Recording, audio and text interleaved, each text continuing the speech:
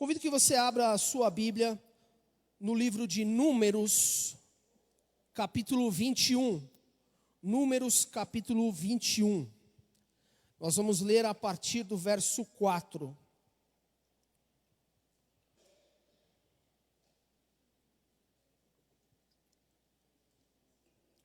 Números 21, a partir do verso 4. Diz assim a palavra do Senhor: Partiram eles do Monte Or pelo caminho do Mar Vermelho, para contornarem a terra de Edom. Mas o povo ficou impaciente pelo caminho, e falou contra Deus e contra Moisés, dizendo: Por que vocês nos tiraram do Egito para morrermos no deserto? Não há pão, não há água, e nós detestamos essa comida miserável. Então o Senhor enviou serpentes venenosas, que morderam o povo, e muitos morreram. O povo foi até Moisés e disse: Pecamos quando falamos contra o Senhor e contra você. Ore pedindo ao Senhor que tire as serpentes do meio de nós. E Moisés orou pelo povo. Até aí. Vamos orar mais uma vez. Abaixa a sua cabeça. Senhor meu Deus, meu Pai, em nome de Jesus, ó Pai, que o Senhor, ó Pai, venha tratar, ó Pai, aos nossos corações, ó Pai. Que o Senhor, ó Pai, anule toda a carne, ó Pai, anule toda a forma humana, Senhor meu Deus, do que vai ser dito aqui nesta noite, ó Pai.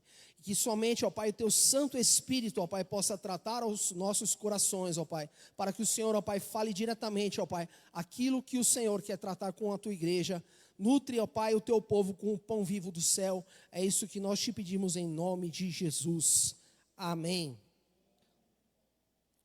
Eu falava ali com o pastor Silvio, que, né, é lindo demais, né, ver os jovens, né, para não falar criança, né, os jovens aí, a nova geração tocando, e é lindo demais, aí eles cantando, né, os que olham para ti estão radiantes, Senhor, os que olham para ti estão radiantes, olharei para ti. E esse é o tema da minha mensagem, e nós não tínhamos combinado nada, que a mensagem é olhando firmemente para Cristo. O pastor Silvio até falou, o Espírito Santo confirma, né? No meio de tantas coisas que a gente podia escolher, né? De tantos hinos que o Rodrigo podia escolher, ou da palavra que eu poderia escolher aqui, o Senhor faz com que a gente sinta isso. Isso faz com que a gente sinta-se entusiasmado.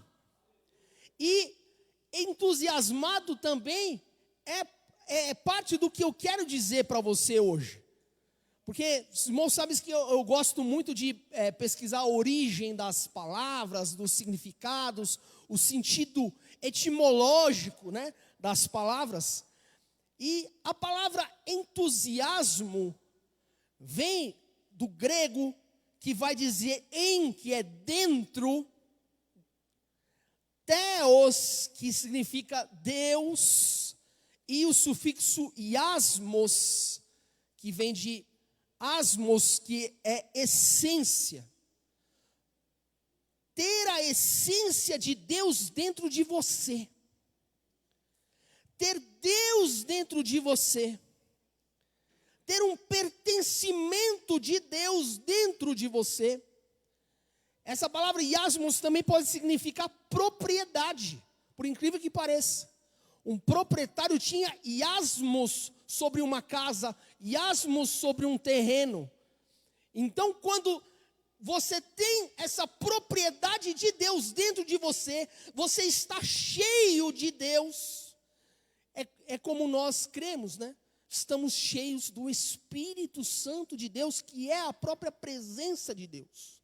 Logo, estar entusiasmado é algo legítimo, principalmente para o cristão.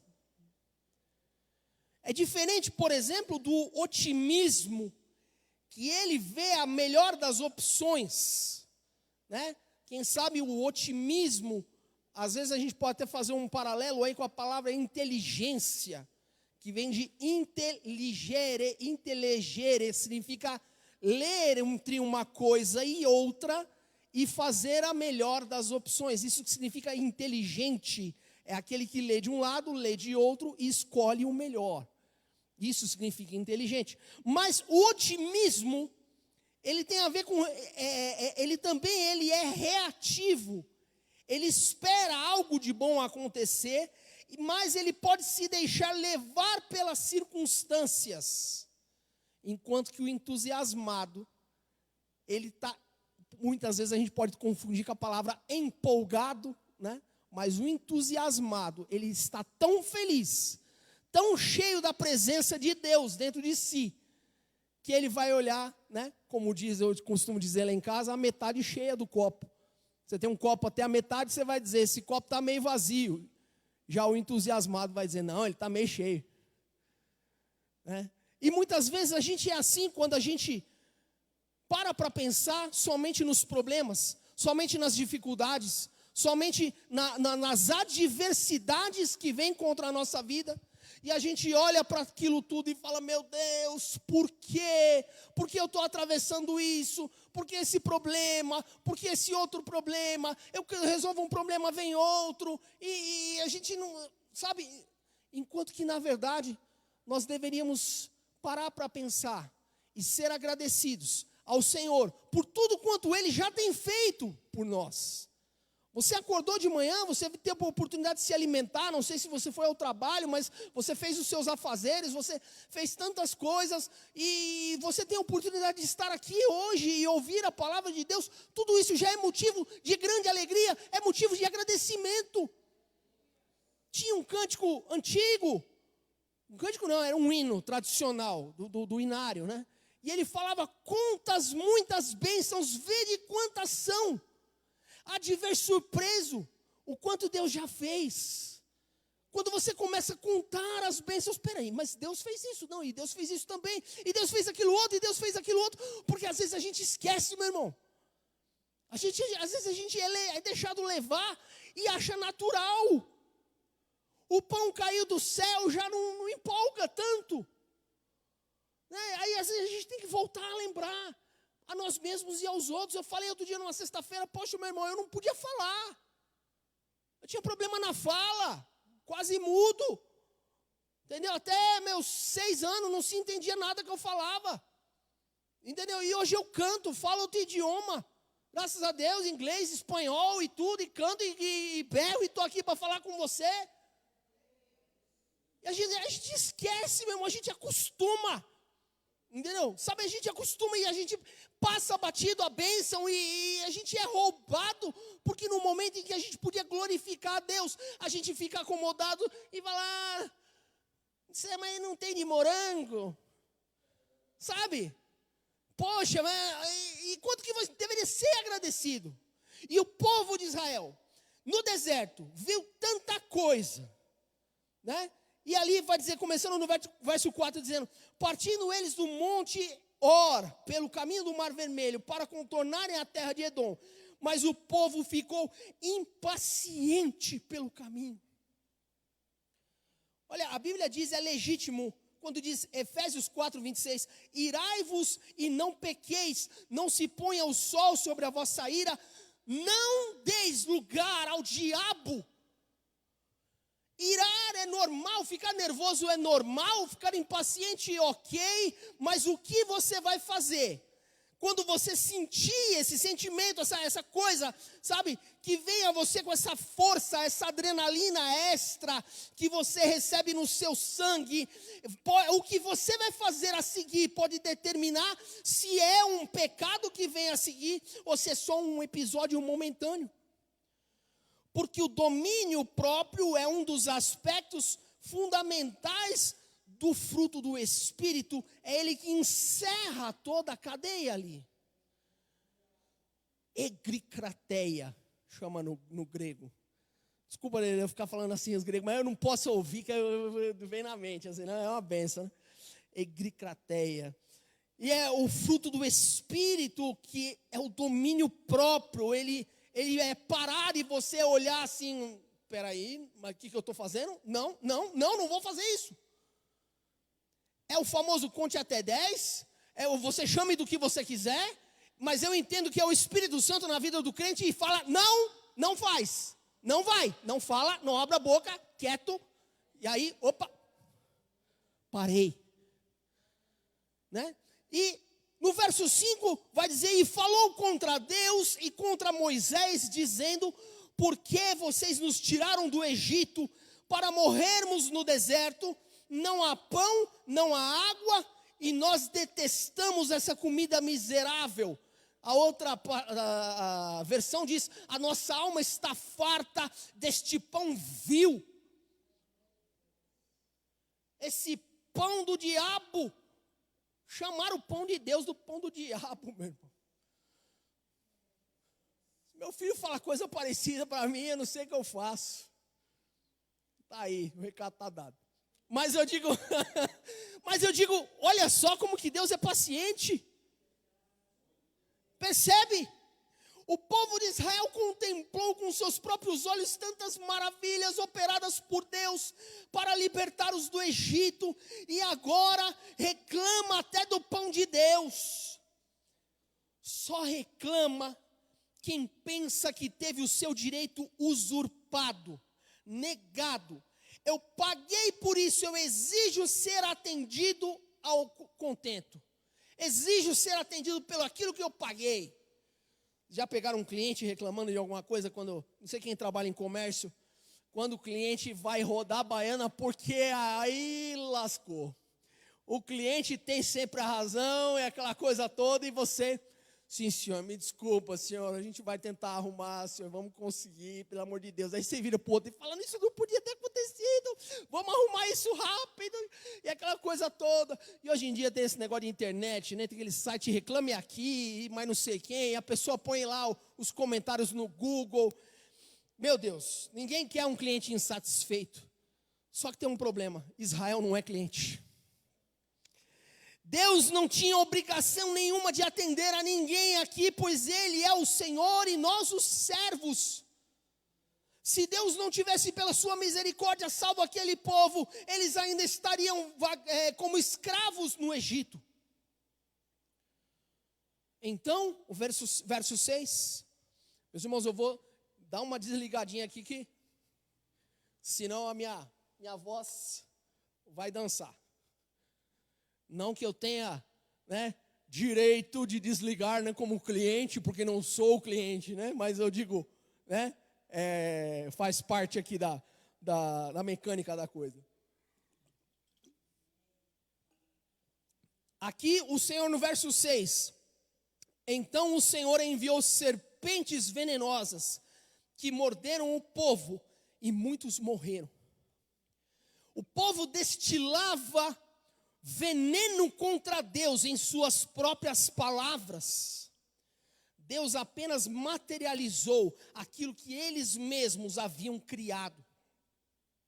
Eu ouvi, essa frase não é minha, mas eu ouvi e achei muito interessante, alguns de vocês já conhecem, que diz assim, se pudéssemos colocar em um jarro todas as palavras que proferimos ao longo de nossas vidas, seríamos nutridos ou envenenados.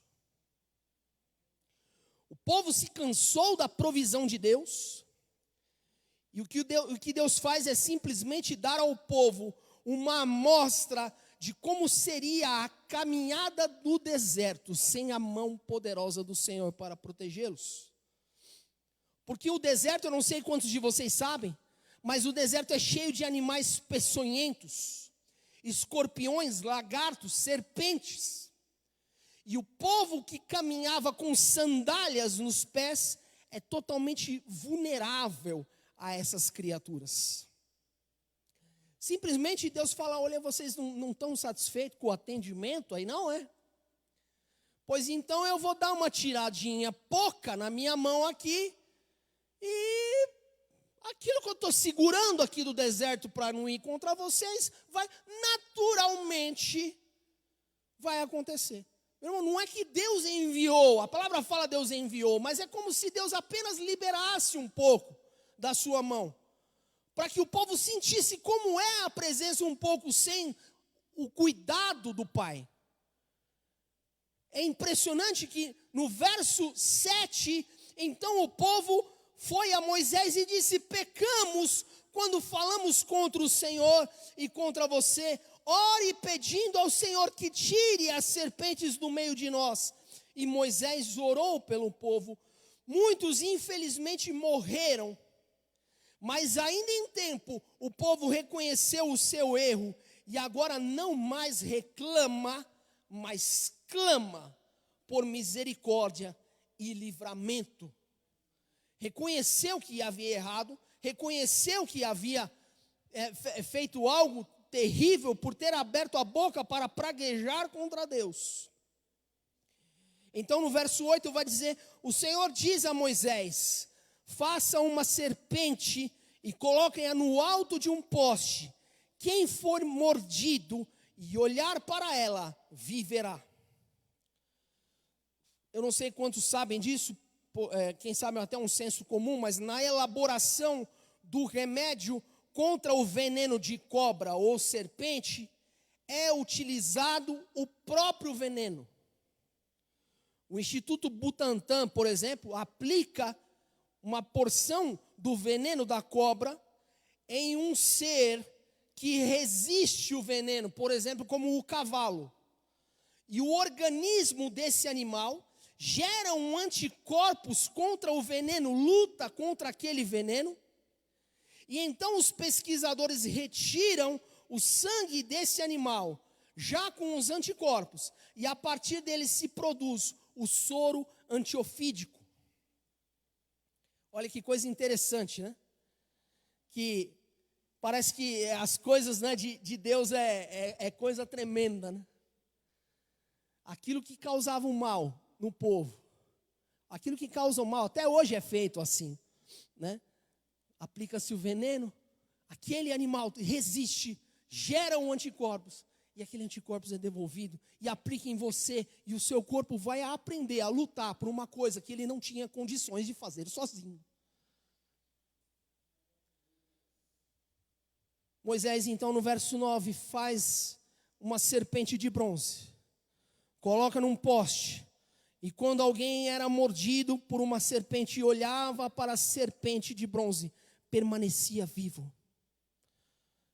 Essa serpente, até hoje, em muitas ambulâncias, em muitos hospitais, ainda é o símbolo da medicina. Em diversos lugares que você vai ver. Um cajado, um bastão, uma vara, uma serpente enrolada. Bastava olhar, não precisava tocar, não precisava dizer nada, não precisava tomar nenhuma medicação. Apenas olhar para o poste, uma haste, um símbolo, uma figura daquilo que afligia e estaria instantaneamente curado.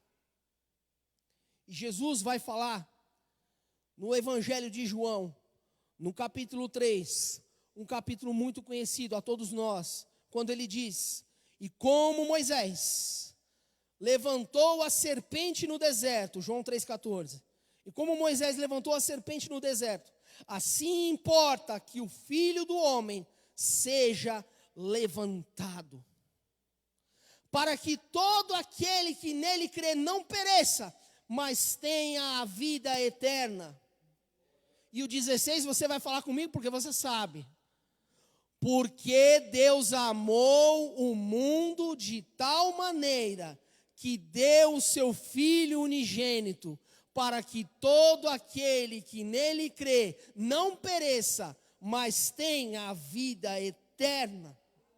Glória a Deus.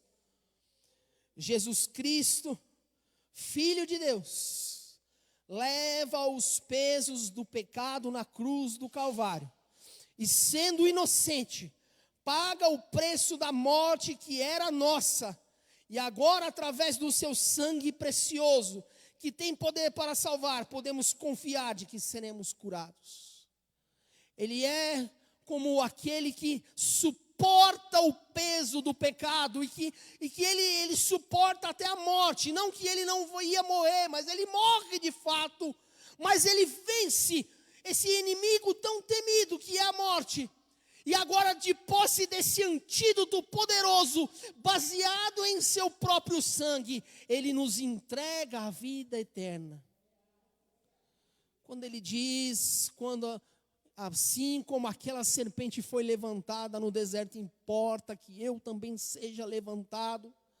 Isaías 45, 22 diz: olhai para mim e sereis salvos, vós todos os termos da terra, porque eu sou Deus e não há outro. Esse texto é um texto que marcou a conversão de um dos maiores pregadores da história do século XIX, Charles Haddon Spurgeon. Eu quero ler para você um trecho sobre a conversão de Spurgeon. Ele diz assim: eu às vezes penso que poderia estar em escuridão e desespero até agora, se não fosse pela bondade de Deus em enviar uma nevasca num domingo pela manhã, enquanto eu estava indo para um certo lugar de adoração. Quando não pude mais, eu desci numa rua secundária e fui para uma pequena igreja metodista primitiva. Naquela igreja devia ter entre 12 a 15 pessoas. E eu tinha ouvido falar dos metodistas primitivos e de como eles cantavam alto, que dava até dor na cabeça das pessoas. Mas isso não importava para mim. Eu queria saber como eu poderia ser salvo, e eles poderiam me contar isso, e eu não ligava o quanto antes eles faziam a minha cabeça doer, não me importava isso. O ministro não veio pela manhã, estava coberto de neve, eu suponho. Por fim, um homem de aparência muito magra, um sapateiro, um alfaiate, algo do gênero, subiu ao púlpito para pregar. Agora é certo que os pregadores deveriam ser instruídos, mas este homem era realmente ignorante. Ele era obrigado a se ater ao texto pela simples razão de que tinha só um pouco mais a dizer. E o texto era: olhai para mim e sereis salvos, todos vós os termos da terra. Ele nem mesmo pronunciava as palavras corretamente, mas isso não importava. Havia, pensava eu, num vislumbre de esperança para mim naquele texto. O pregador, portanto, começou: meus queridos amigos, este é um texto muito simples de fato, e ele diz: olhai agora. Olhar não leva a uma dose de dor, não é levante o pé ou levante o dedo, é só olhai. Bom, para um homem não precisava ir à faculdade para aprender a olhar. Você pode ser o maior tolo e ainda assim você pode olhar. Um homem não precisava valer 1000 por ano para ser capaz de olhar. Qualquer um pode olhar, mesmo uma criança pode. Então o texto diz: olhai para mim. Ei, disse ele, muitos de vós estão olhando para si mesmos. Mas não adianta olhar aí, você nunca vai encontrar nenhum conforto em si mesmo. Alguns olham para Deus o Pai, não olhem para Ele a partir de agora. Jesus Cristo diz: olhai para mim. Alguns de vós dizemos: nós devemos esperar pelo trabalho do Espírito. Você não tem nada a ver com isso agora, olhe para Cristo. O texto diz: olhe para mim. Então o bom homem seguiu o texto dessa maneira e disse: olhe para mim, eu estou suando grandes gotas de sangue. Olhe para mim, estou pendurado na cruz.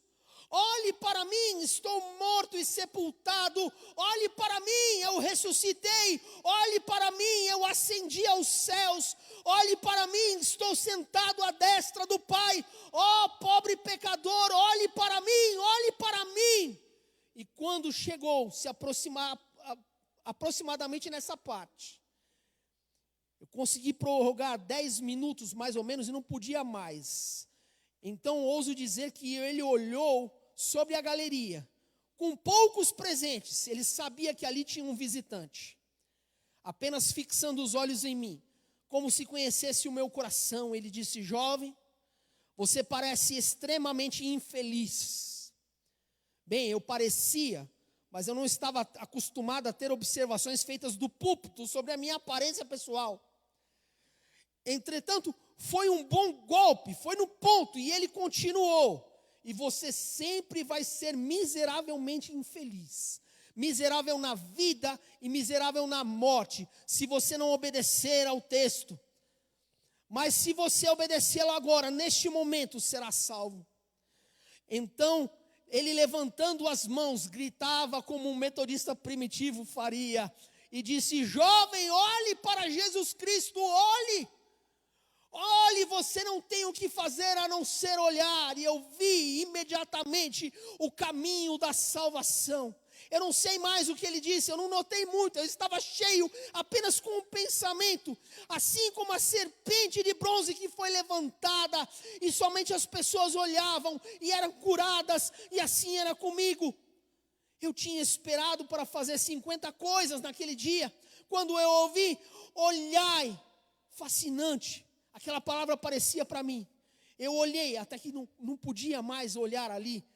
Então as nuvens se foram e a escuridão foi desaparecendo.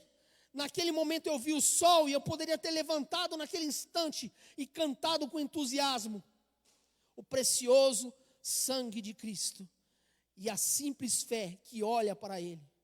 Oh, se alguém tivesse me dito antes, confia em Cristo e será salvo. E assim foi que se converteu Charles Haddon Spurgeon, porque entendeu que deveria olhar para Cristo.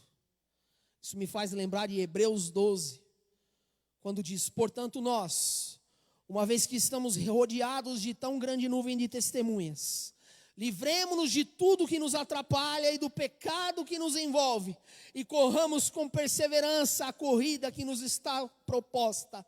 E o verso 2 vai dizendo: tendo os olhos fitos em Jesus, autor e consumador da nossa fé. Moisés certa vez pediu para Deus para que mostrasse a sua glória, mas Deus disse para ele: nenhum homem pode ver a minha face e ainda viver. E ali ele esconde na fenda da rocha Moisés ali, para que ele passasse e Deus cobrisse parte da sua glória com a mão. Enquanto que o evangelho de João, capítulo 1, verso 18, vai dizer: ninguém jamais viu a Deus, mas o Deus unigênito que está junto do Pai, o Pai o tornou conhecido.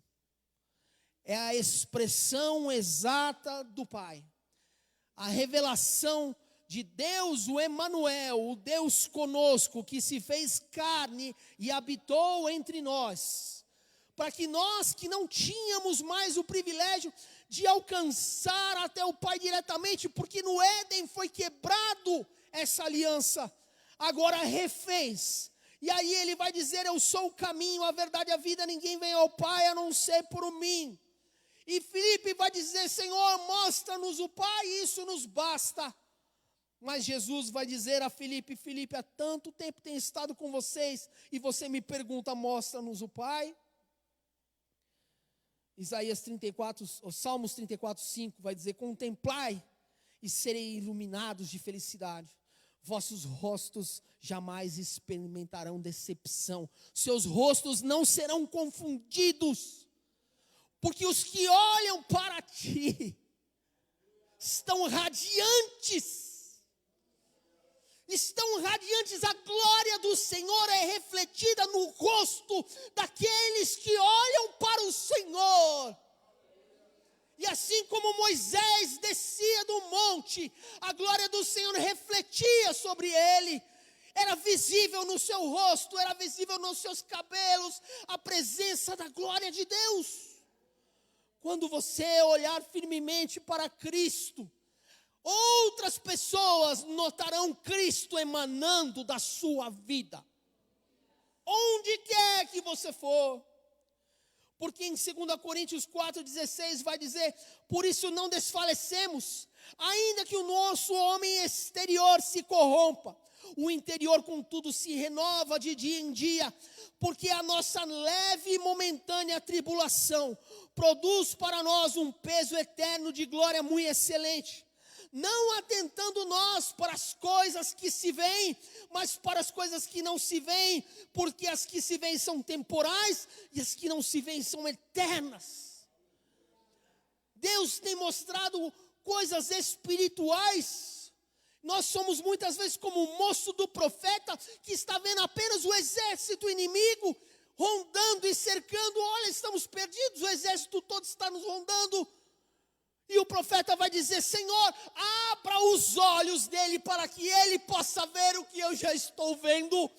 Maior são aqueles que estão conosco do que estão com eles. Poderoso é o exército do Senhor, meus irmãos. Se você pudesse contemplar a batalha espiritual que está acontecendo aqui, agora, neste momento, talvez você estaria com um pouco mais de entusiasmo. A presença de Deus seria nítido na tua vida e a tua face resplandeceria ao ver a glória de Deus e o que Ele pode fazer. Olhai para mim e sede salvos. Não importa quantas desgraças desse mundo se esforcem para chamar a sua atenção. Olhe para Cristo e seja salvo hoje. Talvez você pense: essa palavra não é para mim, está muito evangelística. Eu já entreguei a minha vida a Jesus, Ele é meu Senhor. Mas será que o teu rosto está brilhando? Como será que está a tua comunhão? Você tem olhado, ou você tem olhado para a serpente, para a víbora chegando? Meu irmão, eu fico parando para pensar, que situação é essa? Do povo vindo, a serpente vindo, e Moisés falando: olha lá, olha lá, olha lá, é só olhar, não vou olhar nada. Não vou olhar nada, que olhar perda de tempo. Bobagem, para que isso? Onde já se viu, preciso de um médico, preciso de um tratamento, preciso de alguém para matar a cobra está vindo, eu vou ficar olhando para lá.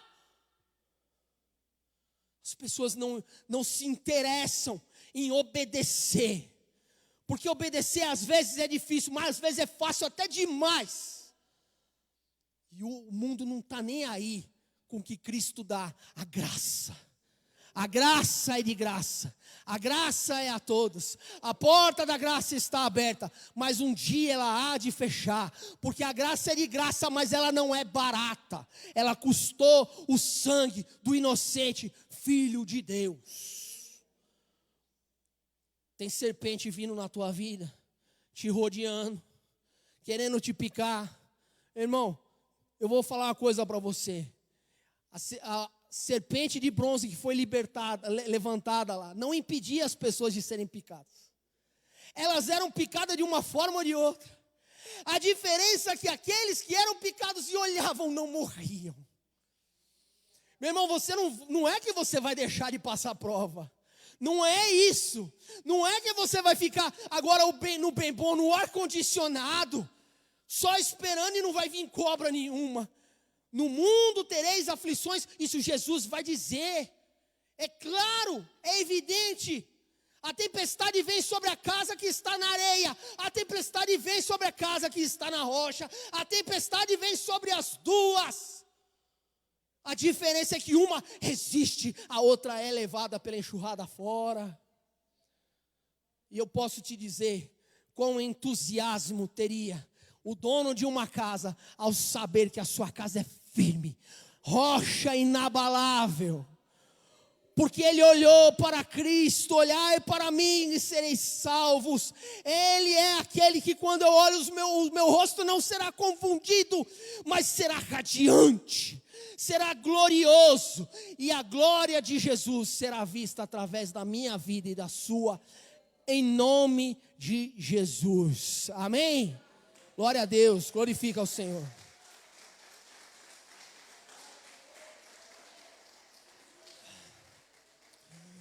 Vamos olhar para o Senhor. Vamos dobrar o joelho agora, se você pode. Dobre o seu joelho. Vamos orar para o Senhor. Esquece o problema. Esquece o problema lá. Esquece a enfermidade agora. Esquece a dificuldade agora. Abra os seus olhos espirituais. Você vai olhar para o Senhor. Esquece a víbora. Esquece a serpente. Esquece aquilo que se levanta contra a tua vida e vem para matar, roubar e destruir. A obra do maligno, ele vai fazer, ele vai dar conta no dia do juízo sobre tudo que ele está fazendo, porque ele já foi derrotado na cruz do Calvário. Mas agora você vai olhar para Cristo, porque Ele diz: olhai para mim, sereis salvos. Oh Senhor meu Deus, em nome de Jesus, ó Pai, ensina-nos, ó Pai, Ensina-nos, Senhor meu Deus, a não temer, ó Pai, as circunstâncias. Ensina-nos, Senhor meu Deus, a fechar, ó Pai, os olhos, ó Pai, para o levante do maligno. Senhor meu Deus, a simplesmente ignorar aquele, Senhor meu Deus, que vem do inferno, meu Deus. Mas em nome de Jesus, ó Pai, que o Senhor, ó Pai, possa fazer com que nós olhemos para Ti, porque a salvação está em Ti. É em Cristo que nós vamos colocar os nossos olhos.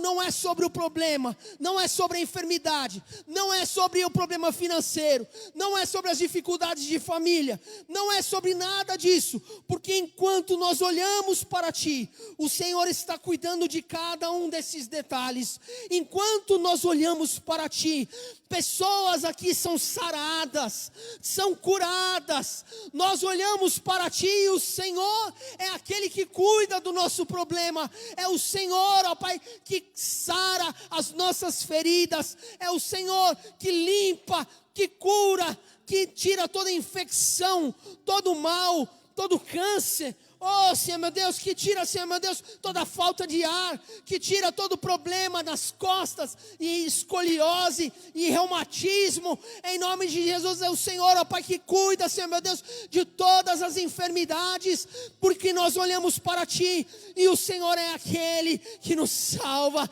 Em nome de Jesus, ó Pai, levanta, Senhor meu Deus, bem alto, ó Pai, nas nossas vidas, para que nós, ó Pai, possamos, ó Pai, em nome de Jesus, olhar para Ti, termos vida, e a vida eterna e a vida abundante. Nós declaramos vitória sobre o Teu povo. Aqui não há ninguém que rejeita olhar para o Senhor, mas todos que aqui estão, oh Senhor meu Pai, entenderam que deviam buscar para Ti, entenderam que devem olhar para Ti, e não mais reclamar, como o povo no deserto reclamou, mas ser entusiasmado, cheio de Deus, cheio do Espírito Santo, e contar as muitas bênçãos que o Senhor tem feito nas nossas vidas. Daqui, Senhor meu Pai, até aqui nos ajudou o Senhor, Ebenezer, e é por isso que nós somos gratos. Até aqui o Senhor tem ajudado a nossa igreja, até aqui o Senhor tem ajudado os ministérios, até aqui o Senhor tem ajudado os pastores, até aqui o Senhor tem feito grandes coisas, e nós cremos que outros anos mais o Senhor continuará fazendo, e esta igreja não olhará para nenhum outro, olhará somente para Ti, somente para Ti. Em nome de Jesus, ó Pai, faça resplandecer a Tua glória nos nossos rostos, ó Pai. É o que nós pedimos em nome de Jesus.